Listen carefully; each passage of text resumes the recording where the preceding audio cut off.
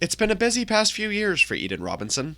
In 2017, the Kitimat Village-based author released the best-selling novel Son of a Trickster, a coming-of-age story that also makes room for fantasy elements and indigenous storytelling. She followed it up with a sequel, Trickster Drift, a year later. In 2020, the CBC adapted Son of a Trickster into a TV series titled Trickster, and her 2000 novel, Monkey Beach, was made into a film as well. This month, she's finally concluded her trilogy with the release of Return of the Trickster. This is my third novel in the Trickster series, and we're following Jared Martin. And spoiler alert, he's the son of a trickster. Robinson says the book's writing process was highly affected by the COVID-19 pandemic. She described the first draft as being very gentle. But then the pandemic happened, and she had a COVID-19 scare during a writer's residency in Campbell River. So, in that mood, I wrote the second draft, and everybody died. Like on the very last page, like Jared died. Like it was just a massacre from the beginning to the end. And my editor was like, "Can not everybody die?"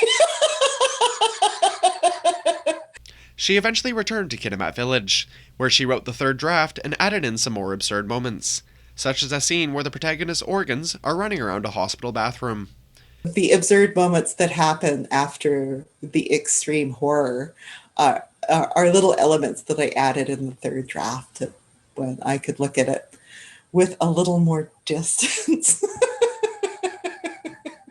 The Trickster TV series was cancelled by CBC earlier this year, after questions arose surrounding its director's claims to Indigenous heritage. Robinson said she had no further comments to make about its cancellation, but, in a previous statement, she wrote that watching the show's young Indigenous cast soar was one of the best parts of 2020 for her. Now that the trilogy's finished, Robinson plans to focus on shorter writing projects as well as her physiotherapy appointments.